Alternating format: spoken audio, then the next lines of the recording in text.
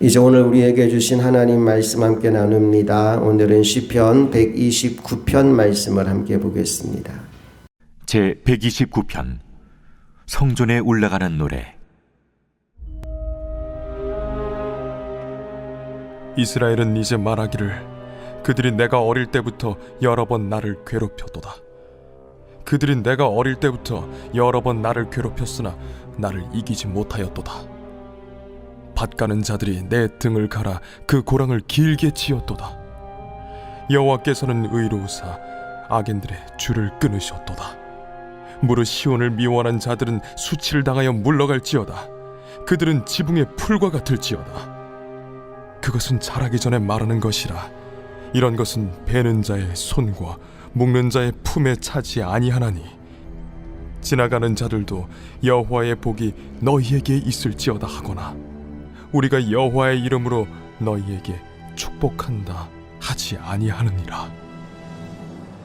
우리가 무엇을 하든지 간에 준비 과정이 굉장히 중요합니다.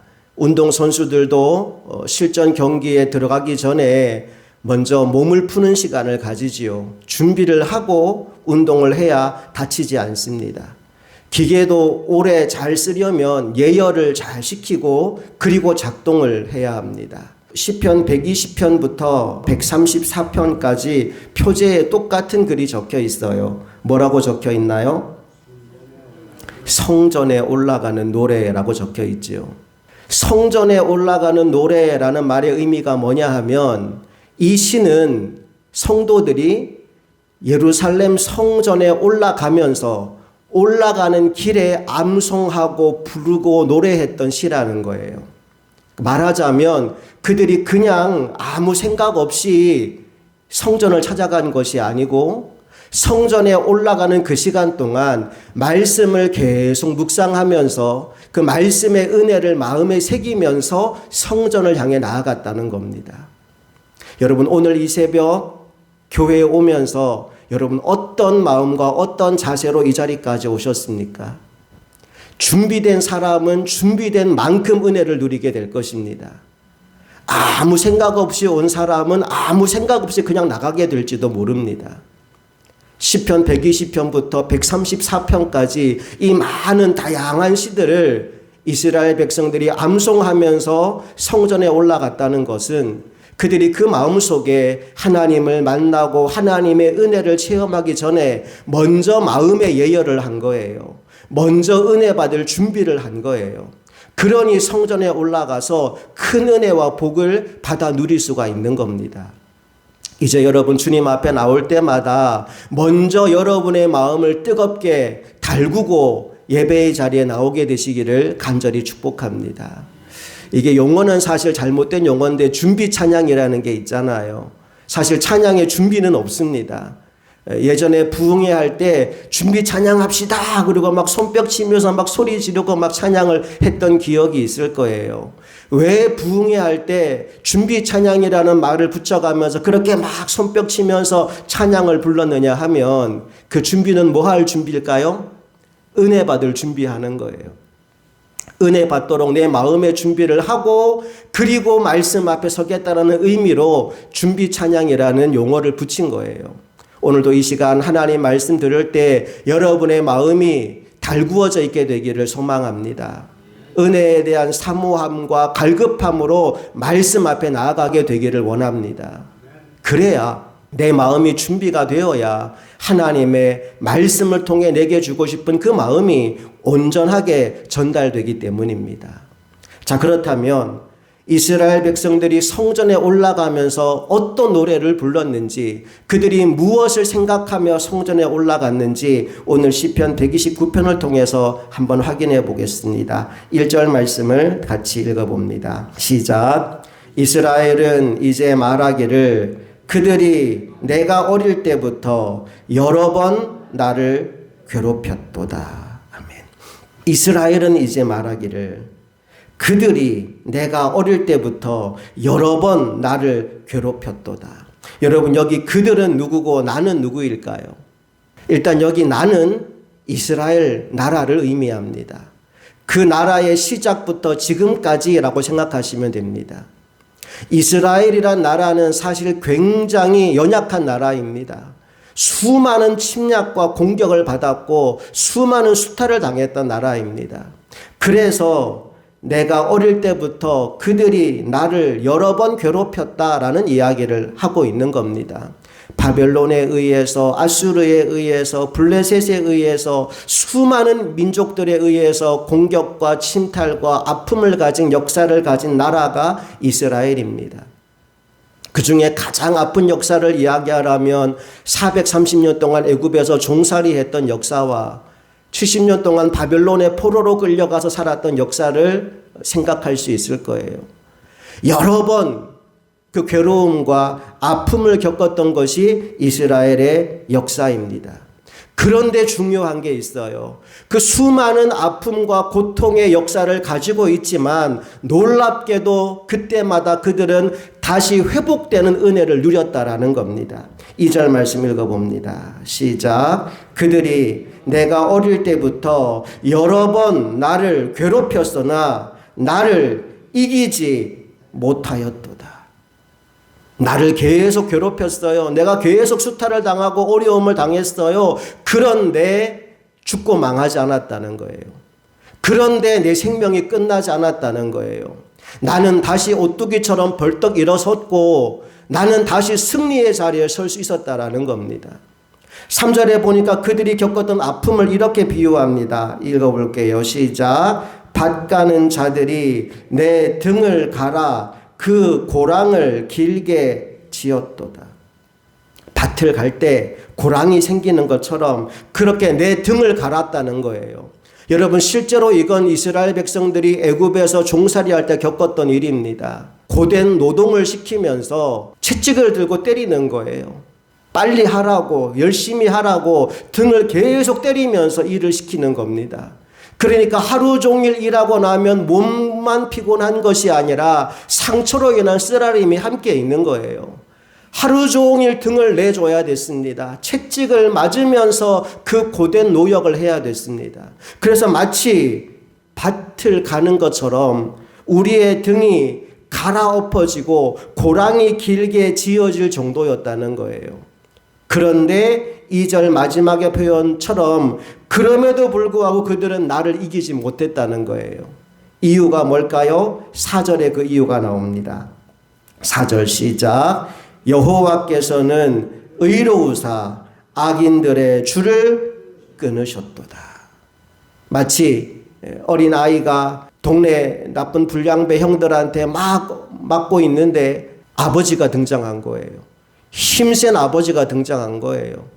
그래서 괴롭히던 동네 형들이 다 도망가는 것처럼 하나님께서 역사하심으로 말미암아 그들이 애굽의 노예살이에서 빠져나오게 되었고 바벨론의 포로 생활에서 자유함을 얻게 되었다는 거예요. 하나님이 역사하심으로 말미암아. 이런 생각할 수 있어요. 그냥 하나님 백성이면 노예살이 하지 말도록, 포로 생활하지 말도록 늘 사랑하고 보호해 주시지 왜 그들이 그 고난을 당하도록 내버려 두셨습니까? 여러분, 그런데 성경을 가만히 보면요, 하나님이 그들을 내버려 둬서 그 일이 생긴 게 아니에요.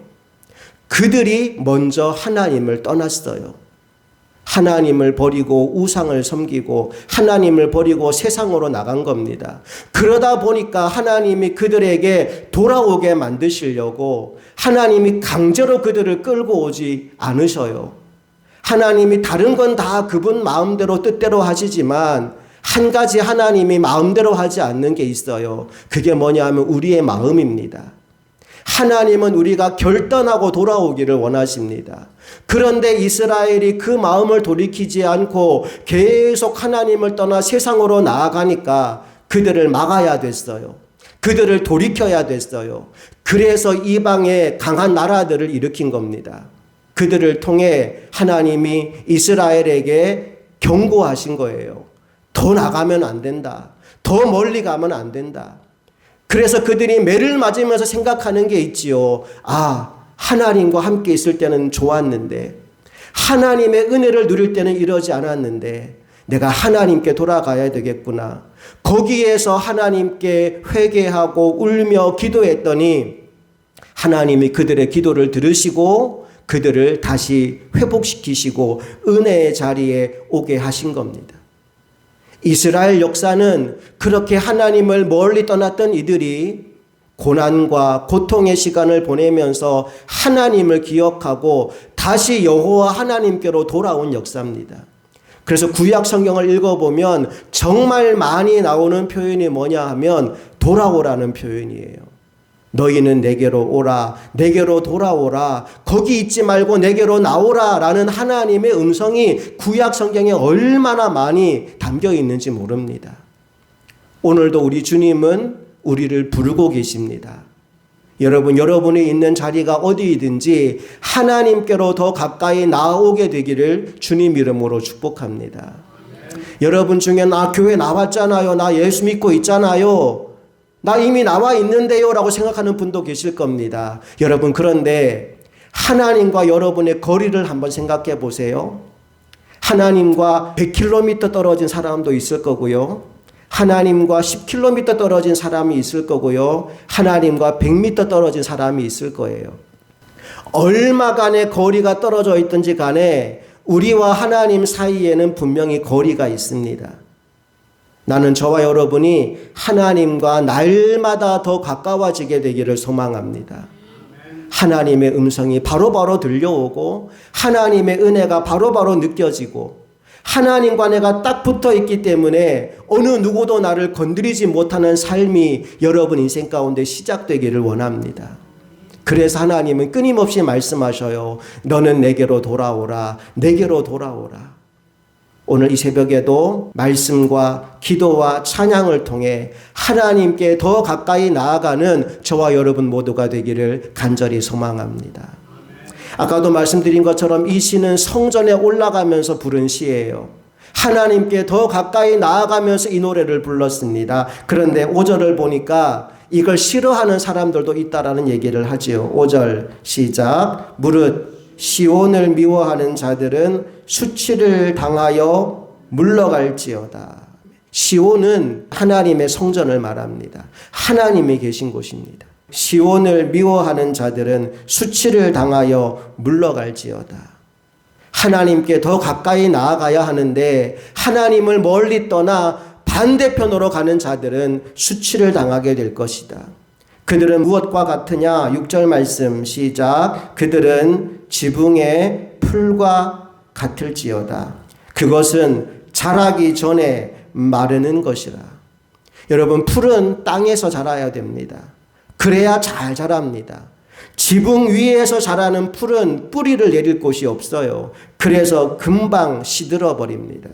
7절에 뭐라고 나옵니까? 읽어봅니다. 이런 것은 베는 자의 손과 묶는 자의 품에 차지 아니하나니.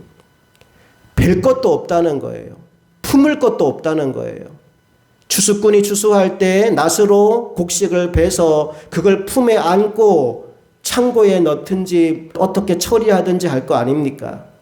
벨 만한 것도 없고 품을 만한 것도 없다는 거예요. 다 말라서 아무것도 볼품 없이 변해버린다는 겁니다. 그래서 8절에 뭐라고 결론적으로 말합니까? 시작. 지나가는 자들도 여호와의 복이 너희에게 있을지어다 하거나 우리가 여호와의 이름으로 너희에게 축복한다 하지 아니하느니라. 그 영혼에게는 하나님의 복이 없다는 거예요.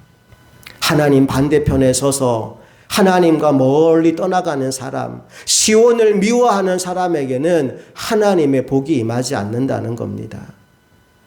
오늘 저와 여러분은 하나님의 은혜와 복을 누리는 사람들이 되기를 원합니다. 그렇게 되기 위해 필요한 것은 한 가지예요. 뭐 하면 됩니까? 하나님께로 더 가까이 나아가면 됩니다. 하나님이 돌아오라 말씀하실 때 아멘 하고 돌아오면 되는 겁니다. 내가 어떤 죄를 지었고 어떤 잘못을 했고 내가 지금 어떤 상태고 그거 아무것도 중요하지 않아요.